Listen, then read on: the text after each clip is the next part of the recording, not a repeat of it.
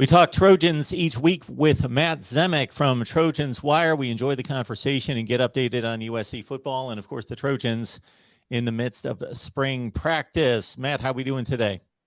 Well, I'm doing okay, but when USC or another high-profile program loses a recruiting battle, it's easy to just react by saying, we can overcome it. It's just one guy.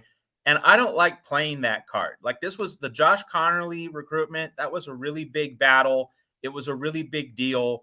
USC was expecting to land him. I was expecting USC to land him.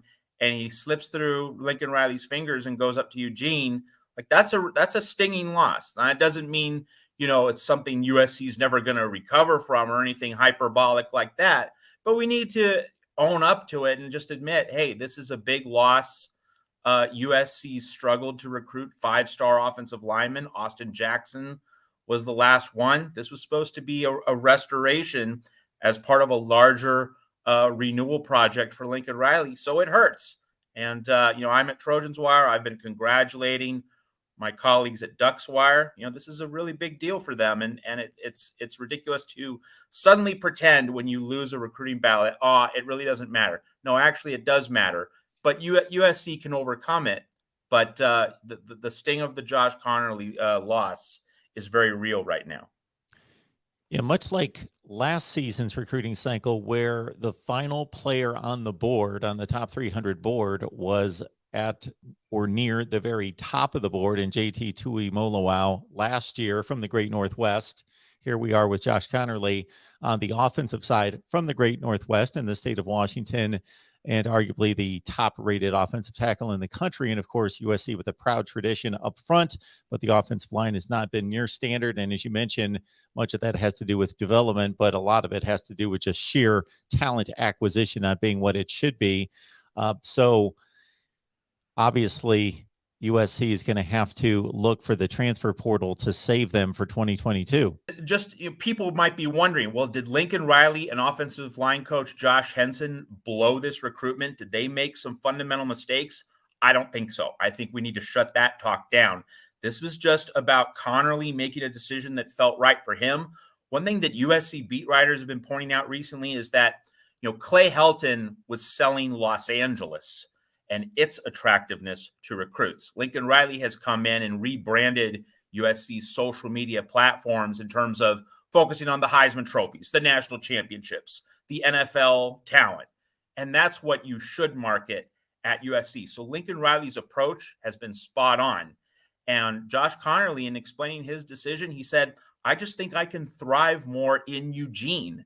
And that goes back to Dan Lanning's messaging about Eugene being kind of a southern college town in the West, an SEC-style place where you can grow and thrive, and the culture is right. So it's not as though Lincoln Riley and his staff failed to sell what was appropriate, what was foremost about USC. It's just that Josh Conerly just happened to fit the branding and the focus of Dan Lanning and his staff at Oregon. There's nothing you can do when a recruit just really buys a specific kind of theme or message from a rival staff. It's not as though USC failed to do what it should have done. Like, you should sell that we develop excellent offensive players. And that's what Lincoln Riley did at Oklahoma.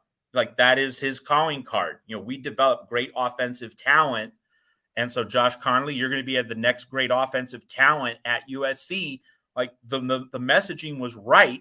He just preferred something else. And, one of the several columns I've written at Trojans Wire in response to this is that, the era of unconventional choices in college sports is upon us. And these unconventional choices, in many ways, began with Lincoln Riley leaving Oklahoma for USC. So the Trojans benefited from an unconventional choice.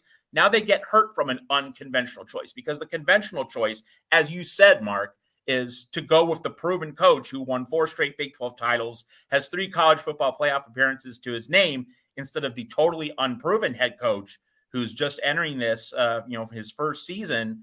The conventional choice is to go with Lincoln Riley. So, and USC basketball, I know this isn't a basketball program, but just to illustrate the point about unconventional choices, we've just seen 2 USC basketball players transfer to Wyoming, and a UCLA basketball player also transferred to Wyoming. We've seen UConn and South Carolina play in the women's national championship game. They've had players transfer left and right since that game. Unconventional choices. You add Brian Kelly going to LSU.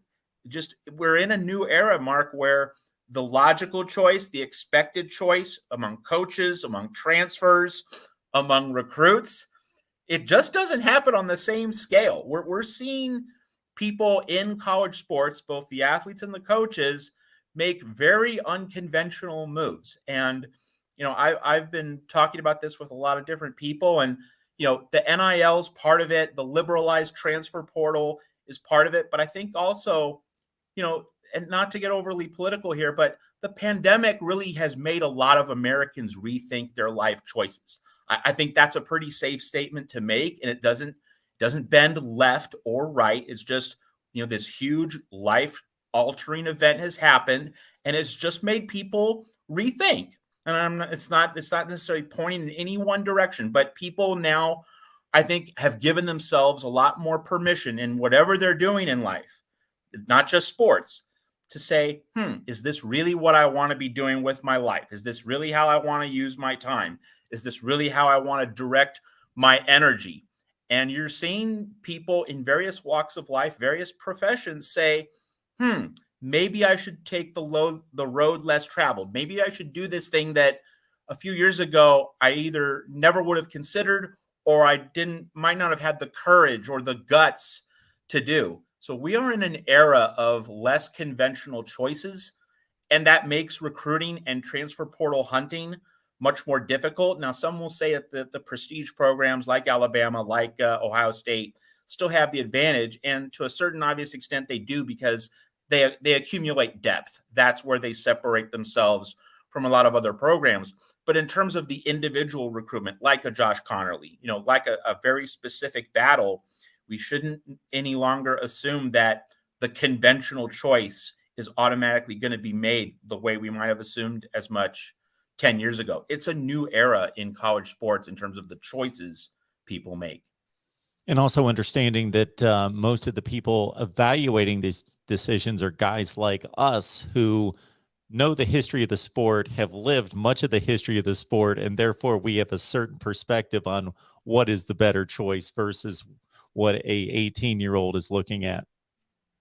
Absolutely true. That it's a totally unique individual thing. And I mean, Josh Conerly seems to be of the mindset that, I like being in Eugene. Like, that's a place where I want to be.